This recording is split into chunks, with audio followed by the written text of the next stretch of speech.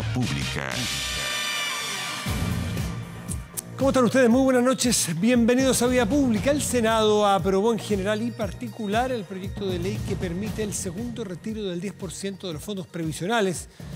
Este proyecto impulsado por el gobierno y rechazó el proyecto que venía desde la Cámara de Diputados, con la oposición impulsado. La propuesta presentada por el Ejecutivo logró 35 votos a favor, 1 en contra y 5 abstenciones, logrando entonces que este proyecto pase a segundo trámite constitucional en la Cámara de Diputados y Diputadas. En la Comisión Conjunta de Trabajo y Hacienda, el proyecto presentado por el gobierno fue modificado de tal forma que quedó bastante similar al impulsado por la diputada Pamela Giles, lo recuerda, ¿no? Son de distintas entradas, de distinta procedencia, se puede decir. Tienen distintos requisitos por ser uno del Ejecutivo y otro de un parlamentario o parlamentaria, pero tienen efectos similares. Bueno, durante la discusión, los senadores de oposición plantearon sus dudas con respecto a estas propuestas, en específico sobre el cobro de impuestos a las personas que retiren sus fondos y tengan remuneraciones desde los 700.000 pesos hacia arriba. En la antesala, en la misma instancia, se habían rechazado las reformas constitucionales impulsadas por diputados de oposición sobre la materia. Vamos a la mesa de conversación justamente con un senador, con el presidente del Partido Socialista, Álvaro Elizalde. Senador, buenas noches y gracias por estar aquí. Buenas noches, Matías, ¿cómo está usted?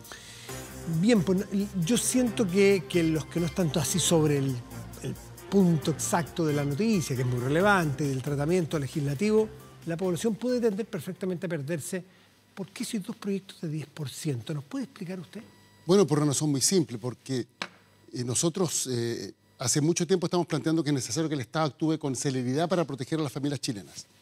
Y el gobierno, lamentablemente, actúa de manera tardía con propuestas que son insuficientes. Y por eso promovimos un primer retiro del 10%, esperando que el gobierno reaccionara, y ahora se ha promovido este segundo retiro.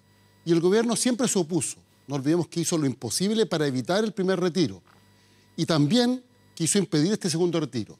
Pero cuando se produjo una votación abrumadora en la Cámara de Diputados, entonces el gobierno decidió cambiar su estrategia y presentar este proyecto de ley en reemplazo a la reforma constitucional que se estaba tramitando.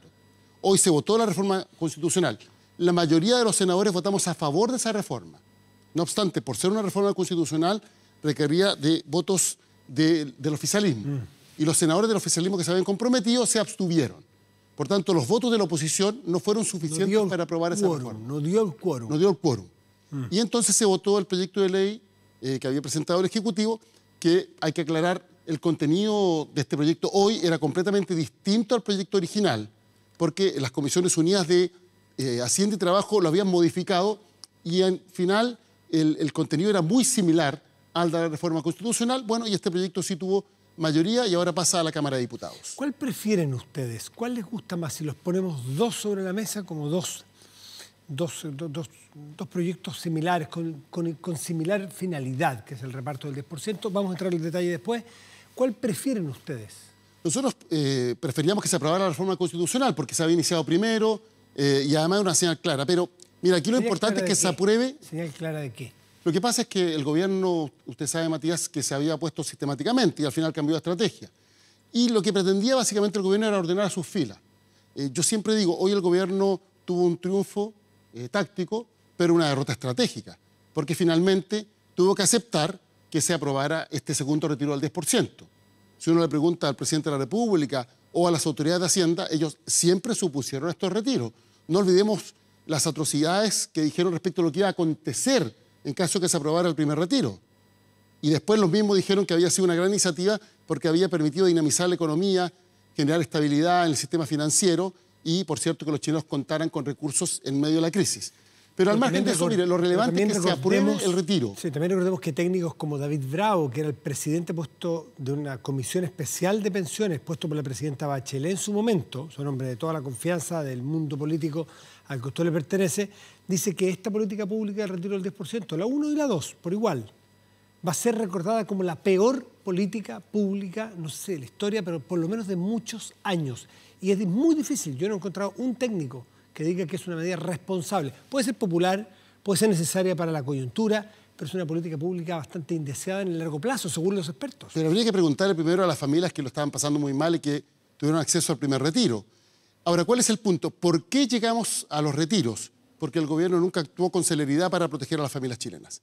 Chile tiene recursos, tiene ahorros, tiene capacidad de endeudamiento y al final el gobierno, la verdad es que llenó de requisitos, podríamos decir, el plan de protección social, que hizo que quienes realmente lo necesitaban muchas veces no tuvieran acceso a este marco de protección.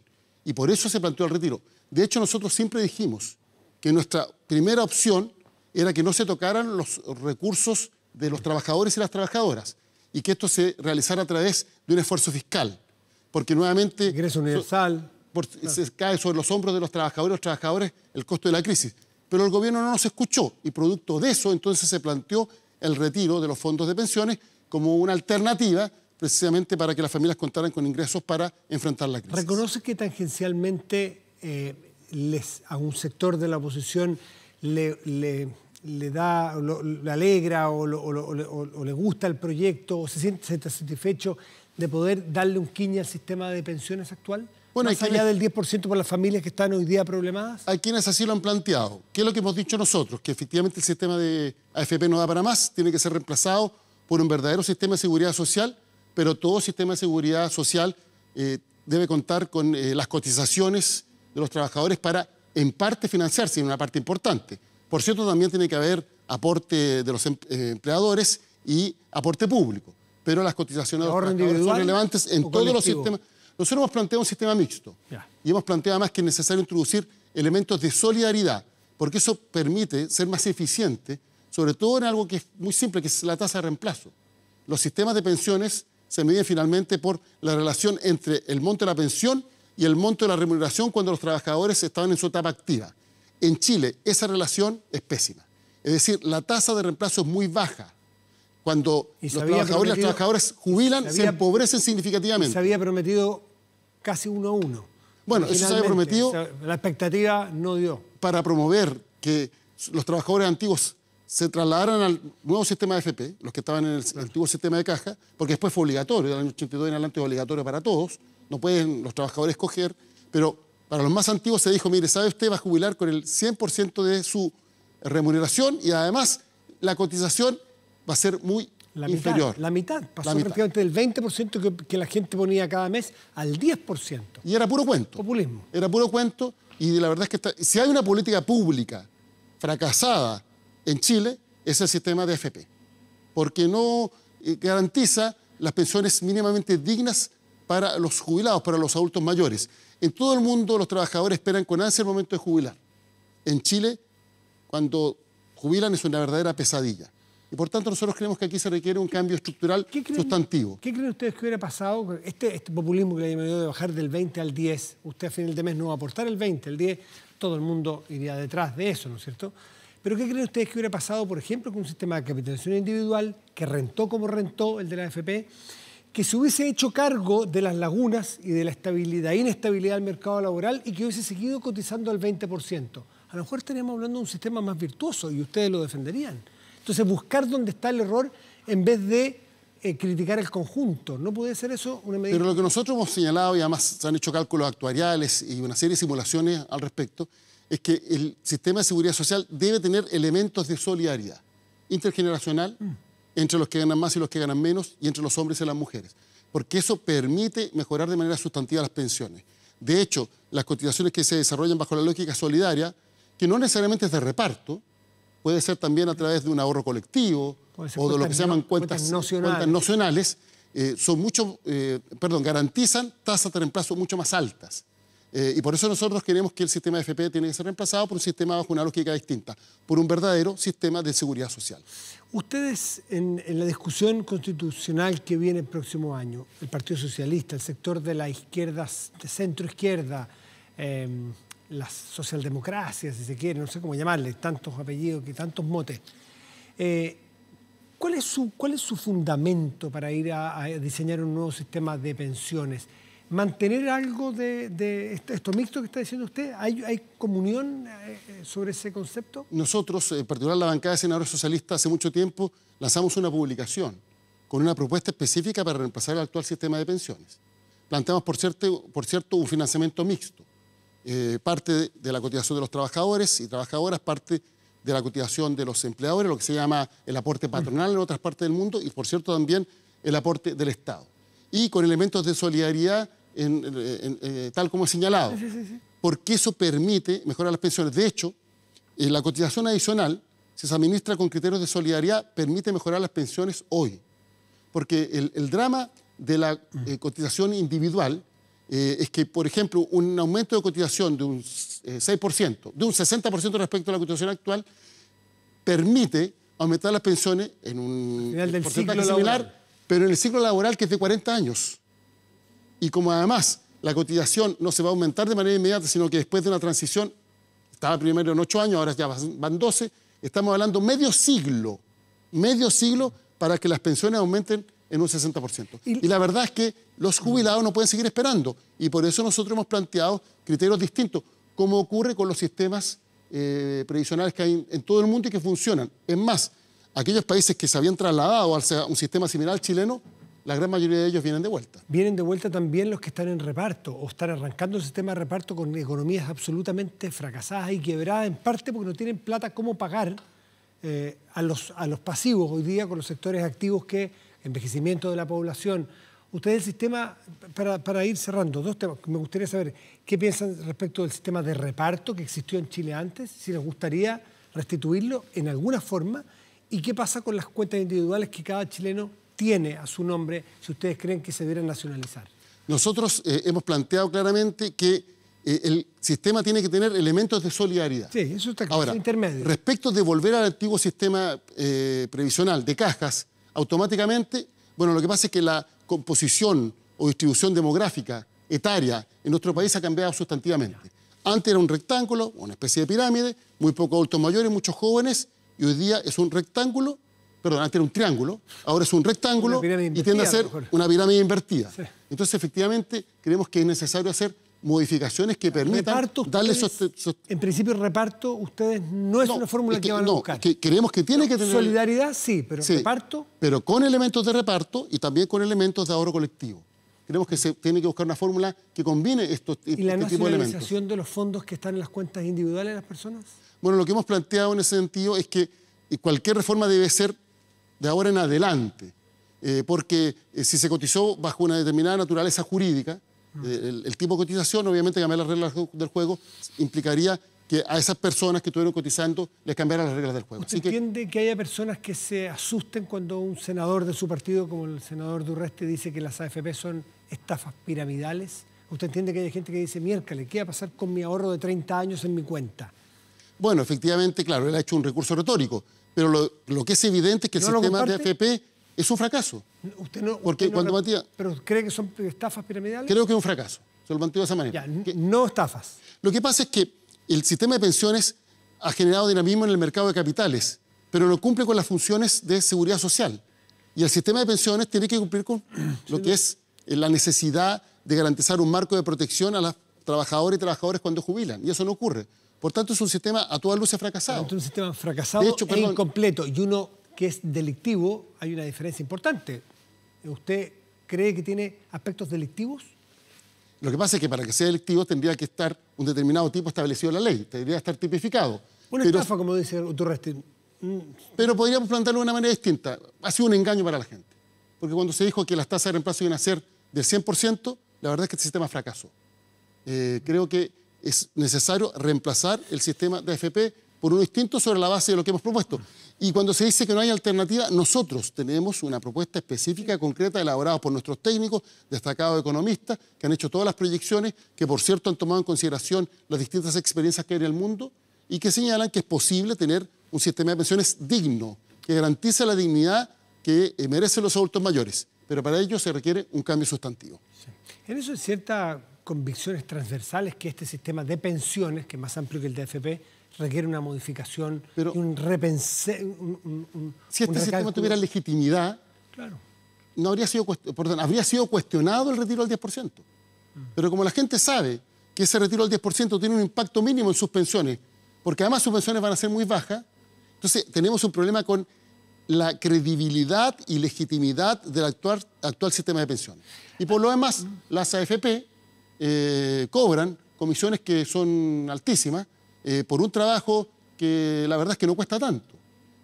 Y, por tanto, no hay una verdadera competencia, tienen costos asociados para administración que la verdad es que podrían ser reducidos de manera significativa y, por tanto, finalmente terminan cobrando de manera excesiva a los trabajadores, a todos los afiliados que cotizan. Eso es muy técnico, no lo manejo el tema de las tarifas, pero ¿cuánto menos cotiza que el sistema canadiense, que el sistema danés, que el sistema australiano, que muchas veces sacan?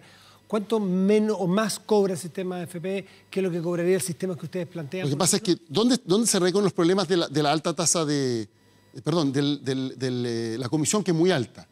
Y es que, efectivamente, se plantea que hay una supuesta competencia que no es tal y los costos de administración son excesivos. Porque perfectamente esto podría ser realizado por un organismo centralizado. Nosotros hemos planteado que sea público, pero incluso podría ser privado, con niveles de eficiencia muy superior, y eso sería mucho más barato para el sistema. Porque ¿dónde está el negocio de la AFP? Las comisiones que cobran mes a mes a los trabajadores y trabajadoras por sus cotizaciones. Y esa comisión es altísima. ¿Pero cobra mes a mes por lo que administra o por el ingreso? Por la cotización, es el flujo. Pero no por lo que administra, es por el flujo. Por un peaje de entrada. El peaje de entrada, y ese peaje es excesivo. Ahí está el negocio de la AFP, y ese peaje que cobran es absolutamente excesivo. ¿De cuánto es aproximadamente la plata que uno pone? Depende, pero puede ser entre el 7 y el 15% de la cotización. ¿El 7% de lo que...? Entre el 7 y el 15% de la cotización. Porque no olvidemos que se paga adicionalmente los seguros asociados. ¿Y si fuese una AFP estatal, cuánto debería cobrar aproximadamente? Es que un órgano centralizado... Sin fines de lucro, una AFP sin fines de lucro estatal, que una posibilidad. Podría reducir a un tercio perfectamente esos costos. Ya. Perfectamente. O sea, un 2%. O sea, por decirlo de una manera, si usted cotiza 100.000 pesos, entre 7.000 y 15.000 van a la AFP. De eso es lo que estamos hablando. Cada mes. Cada mes. Todos los meses le entra a la AFP esa platita. Pero después... Por eso es un negocio redondo. Pero de esos 100.000 pesos... ¿cuál es la prestación que me sigue... Pero lo que entiendo, usted me explica, usted que es más técnico de esto, si de cada 100 pesos, entre 7 y 15.000 pesos tengo que pagarlo a la AFP, se lo pago una vez y después esos 100.000 pesos me los va a administrar toda la vida o tengo que seguir pagando para que me los administre? No, la comisión está referida a la cotización. ¿Una vez? Sí. Pero lo que pasa es que... Pero 40 años administrándome esos 93.000 pesos... ¿cuáles son los costos asociados por la administración? No me manejo, yo le pregunto. No, ¿dónde están los costos que ellos realizan? En estas fuerzas de ventas que tienen, en todo lo que es mantener su cartera de clientes, pero no tiene que necesariamente con la administración de los fondos. Pero eso sí, porque yo lo leí, eso sí, es decir, tengo 100.000 pesos, pago 7, pago 10.000 pesos a la AFP, me quedan 90 que los meto y me los administran por 40 años sin cobrarme nunca más. Pero Matías, veo que usted es un gran defensor del sistema AFP. No, pero no caricaturista. No, pero vamos al argumento de fondo. El Banco Central, por ejemplo, el Banco Central... ¿Se quedó sin argumentos? No, le estoy diciendo. Porque si usted quiere descalificar, yo llego hasta aquí. No. Yo he tratado de hacerle preguntas. Por eso le digo, el Banco Central... Pero dígame si quiere descalificar, porque yo no quiero seguir si quiere descalificar. Bueno, pero ¿puedo expresar? Sí, pero si me va a descalificar... ¿Puedo expresar mi punto de vista? Sí, pero no descalificarme. ¿Puedo expresar mi punto de vista? Todas las veces que quiera. Perfecto. Entonces, lo que le digo es lo siguiente. El Banco Central, por ejemplo, administra lo que son determinados fondos en el exterior. Y los costos asociados son muy inferiores. O sea, perfectamente un órgano centralizado podría administrar estas cuentas. Eso es lo que ocurre con el sistema canadiense y otros sistemas en el mundo. Quiero hacerle la pregunta técnica, pero no la entiendo. Y no me descalifique de nuevo, sencillamente no lo entiendo. Soy más ignorante que defensor de nada.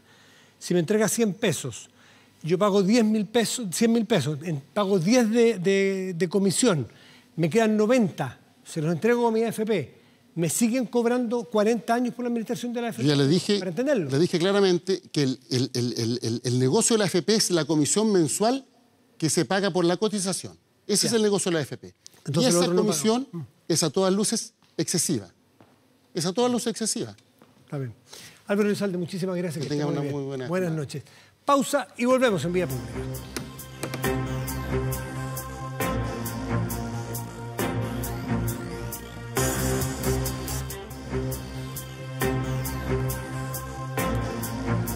Estamos de vuelta en Vía Pública y vamos a pasar de los temas más terrenales para mirar al cielo y al infinito, porque el 14 de diciembre, en un hecho bastante inédito por lo que estaba leyendo en este libro que voy a presentar a su autor ya, vamos a tener un segundo evento en muy corto plazo, en muy corto tiempo, vamos a tener un segundo eclipse solar. Por lo general, entiendo por lo que leí este libro, a piratear a Mario Muy, que lo voy a presentar en un segundo más, lo normal es que son cada 18 años, me parece, son 18 años, algo así, que sí, o cada 18 meses debiera haber un eclipse solar en todo el mundo. Pero que le toque a un mismo país es muy curioso y es muy raro. Nos pasó en un año que nos tocaran 2 eclipses y por eso quiero invitar a Mario Muy, que ha escrito un libro que se llama El Sol Negro. Mario, es el Premio Nacional de Ciencias Exactas. Gracias por recibirnos. Muy buenas noches. Matías, muy buenas noches. Gracias por la invitación. A ti, pues, para tratar de sanarnos un poco, tomé bien apunte del libro, ¿no? Cada 18 meses en el planeta debería haber un eclipse, pero se va repartiendo más o menos equitativamente en distintos puntos, y le tocó a Chile 2 en un año. Esto es muy curioso. Así es, en promedio, en Chile ha ocurrido un eclipse solar total cada 14 años desde la independencia, desde 1810. Ya, así que es muy raro que en 2 años consecutivos ocurra un eclipse solar total sobre nuestro territorio.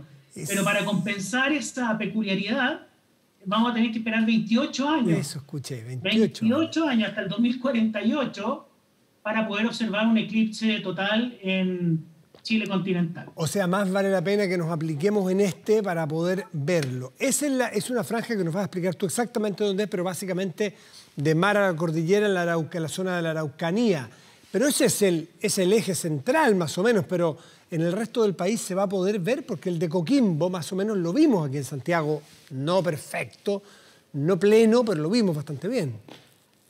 Exactamente, Matías. Se va a ver de manera parcial en todo Chile y en buena parte de Sudamérica. Mira. Parte de Brasil, Perú, Ecuador, hacia el sur.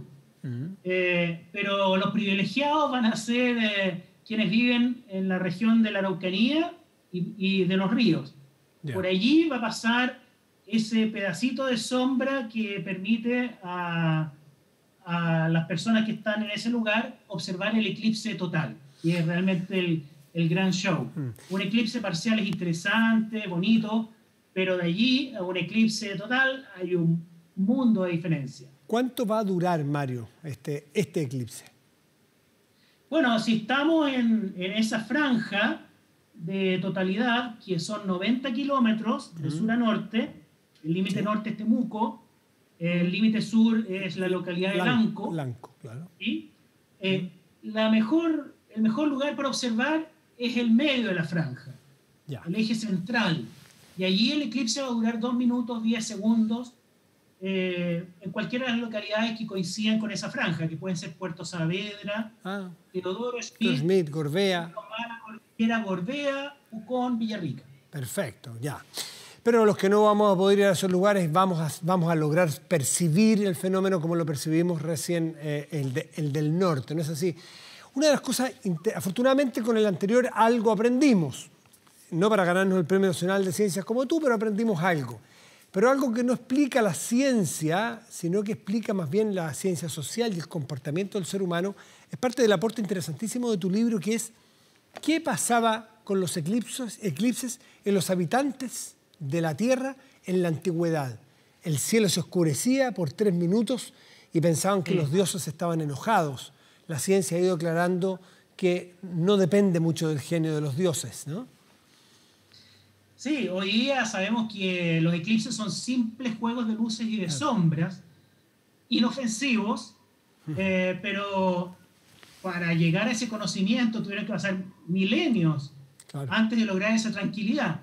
En la antigua Mesopotamia, donde se comenzaron a registrar los primeros eclipses, estamos hablando de 3000 años antes de Cristo, los habitantes no sabían a qué se debía este fenómeno, pero veían que la estrella que iluminaba todos los días desaparecía y nos abandonaba. Pero ellos no sabían que este fenómeno iba a terminar luego de algunos minutos. Pero eso era Por lo tanto, presagio. si te pones en los zapatos de un antiguo habitante de Babilonia, era un motivo de mucha angustia y temor. Era posiblemente el fin de los tiempos. Y era presagio de malas cosechas, malos tiempos, cataclismos, fines de mundo, eso era, ¿no? Eso está documentado de alguna manera, ¿no? Sí, los eclipses tenían muy mala reputación en todas las distintas culturas. Si te vas a China, India, Mesopotamia, América, antes de la colonización, en África, prácticamente todas las culturas asociaban a los eclipses con situaciones de malos augurios. Así es que se asociaba, en fin, eran claro. Y es comprensible. Eran momentos negativos para la humanidad. Es comprensible hasta que la ciencia hizo su trabajo de ponerle datos duros y sencillamente sostener que de manera impertinente la luna se ponía entre la Tierra y el Sol por escasos minutos, pero que iba a salir del foco de atención y no pasaba nada, era inofensivo. Pero entiendo que desde la Fundación Chilena de Astronomía, que tú diriges, que tú presides actualmente, han hecho un trabajo de terreno súper interesante de adelantarse e ir a la Araucanía para poder ver en terreno qué es lo que sienten hoy las comunidades, cómo reciben hoy las comunidades en nuestra Araucanía este eclipse 2020. ¿Qué es lo que recogieron? Sí, efectivamente, estuvimos recorriendo la región de la Araucanía, especialmente la costa. Y conversamos con las personas de la comunidad mapuche y aprendimos que hay distintas visiones. Hay partes de la comunidad que sostiene que el eclipse es un pésimo augurio, es el comienzo de una etapa muy negativa, y hay otras personas de la misma comunidad mapuche que sostienen que más bien es el fin de un ciclo y el comienzo de otro. Pero más allá de las distintas interpretaciones que encontramos, lo que nos llamó mucho la atención es el gran respeto que tiene el pueblo mapuche por la naturaleza. Y sienten que nuestra sociedad le ha infligido un grave daño al mundo natural. Pero tienen hoy día más confianza, es decir, han incorporado experiencia, ciencia y pueden tener sus creencias, pero naturalmente no viste en ninguna parte gente que tuviera sustos ancestrales por lo que pudiera pasar, ¿no?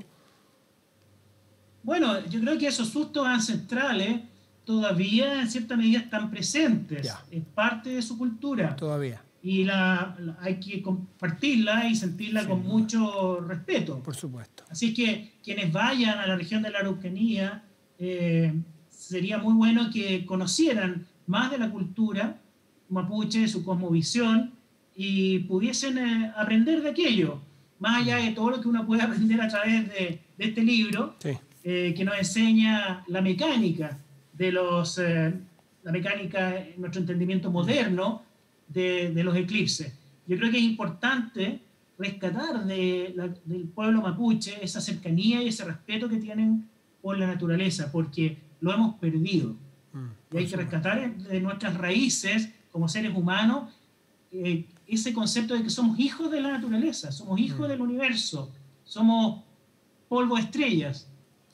Mario, te escuché una entrevista con Andrea Vial súper interesante, donde uno de los elementos que me quedó dando vuelta es que tú sostenías que esta maravilla de poder predecir con tanta exactitud eventos que van a ocurrir más adelante, cuánto van a durar, por dónde va a pasar, y con exactitud matemática. ¿Desde cuándo la ciencia puede darnos esta mano? Bueno, desde el Renacimiento, con Galileo Galilei, que echó a andar o sentó las bases del método científico, de la experimentación, como una manera de acercarse a la verdad, una manera de comprobar o refutar hipótesis. Y esa es la base del método científico. Le siguieron a Galileo Galilei grandes próceres, astrónomos que estudiaron el movimiento de los cuerpos del sistema solar, de los planetas, de la Luna. Me refiero a Tycho Brahe, a Johannes Kepler, y de ahí emerge una ley de gravitación cuyo padre es Isaac Newton, siglo XVII, y que logra explicar con una sola ley los movimientos planetarios. A partir de eso, uno puede explicar muy bien y describir perfectamente, casi, bueno, nunca nada es perfecto, pero describir con mucha precisión los movimientos de los planetas en torno al Sol y también el movimiento de la Luna en torno a la Tierra. Y conociendo las órbitas de la Luna y de la Tierra, uno puede saber exactamente cuándo la Luna se va a interponer entre la Tierra y el Sol y va a proyectar su sombra, y puede predecir exactamente el lugar, al centímetro, y el momento, al segundo, cuándo van a ocurrir los eclipses. Entonces, si uno va a la página web, por ejemplo, de la NASA, NASA Eclipse, uno va a encontrarse con un catálogo de eclipses desde el año 2000 antes de nuestra era, antes de Cristo, hasta el año 3000 de nuestra era. 5 milenios.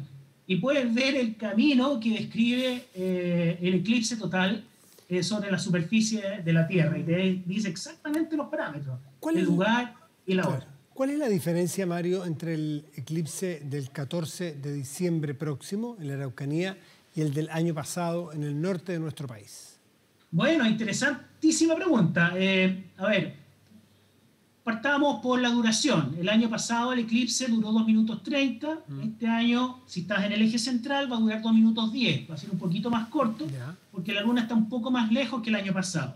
Y su sombra se proyecta como un círculo más pequeñito sobre la superficie de la Tierra. Ese es un primer dato.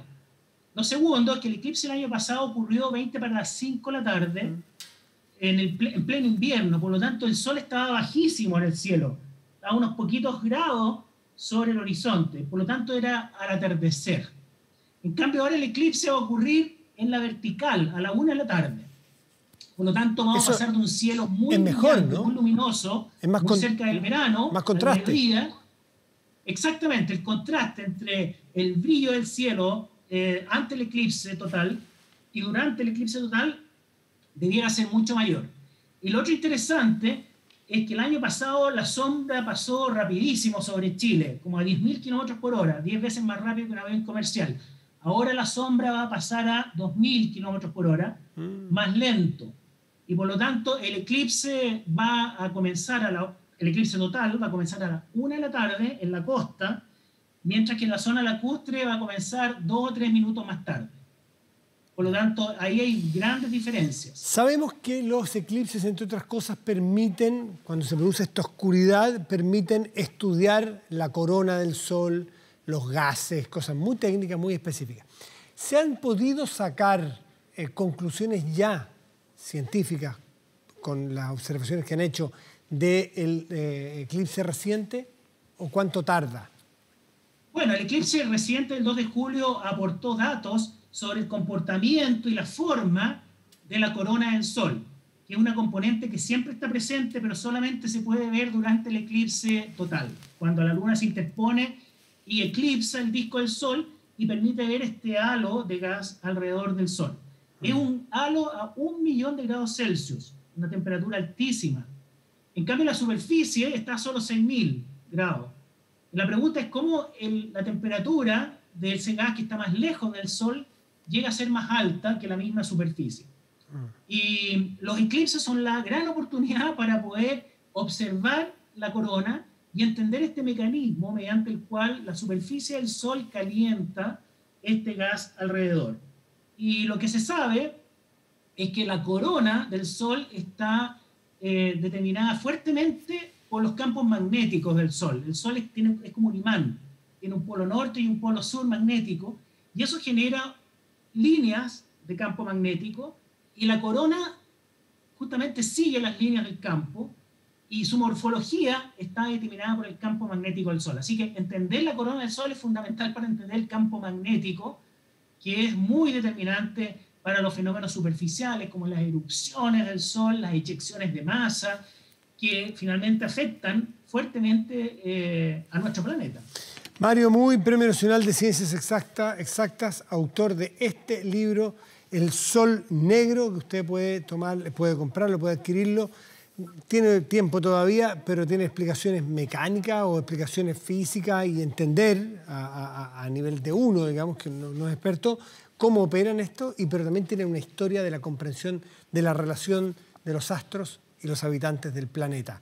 Así que, Mario, te agradezco mucho este tiempo, habernos compartido con nosotros tus conocimientos.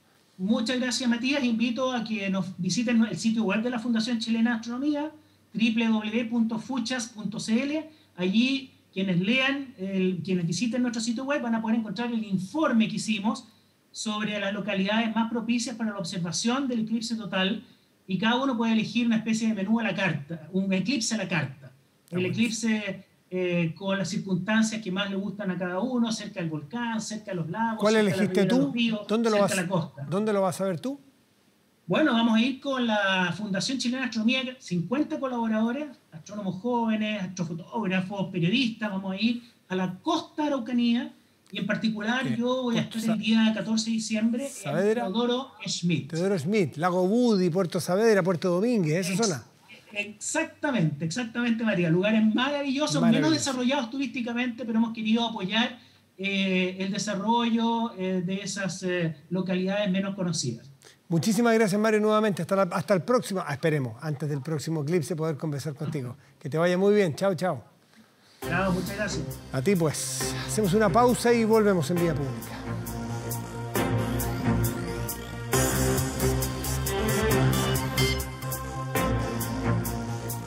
Protéjase de la delincuencia con Tepillé, vigilancia en tiempo real de cámaras de seguridad con audio disuasivo para su empresa. Alarmas Tepillé con cámaras conectadas a su smartphone y botón de emergencia móvil para su hogar. No sea usted la próxima víctima y contrátelos en tepillé.cl. Vamos a la pantalla grande, revisamos el 24horas.cl, nuestro portal de noticias. Los portales de noticias más visitados de Chile. Tiene la siguiente información: vuelven a las cifras de marzo. Italia supera nuevamente los 800 muertos por COVID en un solo día. Europa, en materia de COVID, ha operado para Sudamérica, para América, un poco como la sinopsis del futuro, porque van adelantados. Si no nos cuidamos, esto nos va a pasar.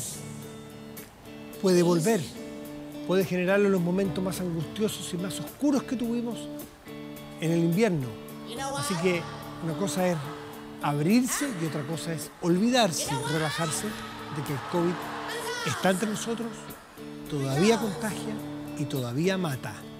Y que a lo mejor va a llegar una vacuna, pero no sabemos ni cuál es, ni cómo es, ni cuándo llega, ni cuántas llegan y qué personas van a poder ponerse esa inyección. Por lo tanto, cabe ser responsables. Pausa.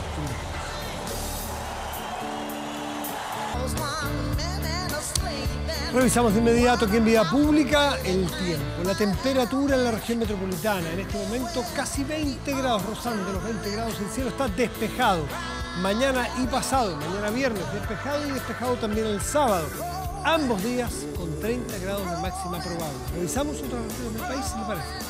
Antofagasta, región de Antofagasta, tendrá cielo parcial y máxima probable de 21 grados. Y Valdivia, en la región de Los Ríos, tendrá cielo nublado y una máxima probable de 17 grados. Un día como hoy nació la cantante, compositora, bailarina y actriz Tina Turner. La reina del rock cumplió 81 años y es una de las mujeres más importantes de la industria de la música. Cuando hablamos del empoderamiento femenino durante el siglo pasado, su legado sirvió de inspiración para muchos artistas actuales, como la misma Beyoncé, por ejemplo. La cantante se retiró cuando tenía 70 años, tras una larguísima carrera donde grabó 12 álbumes de estudio, realizó 9 giras promocionales, vendió más de 200 millones de copias en todo el mundo. Tina Turner se convirtió en un ícono de la canción, de canciones como Once Love Got to Do With It, que se convirtieron también en verdaderos himnos. Esta noche celebramos sus 80 años y despedimos de esta forma Vía Pública con su éxito Proud Mary. Muy buenas noches y gracias por ver.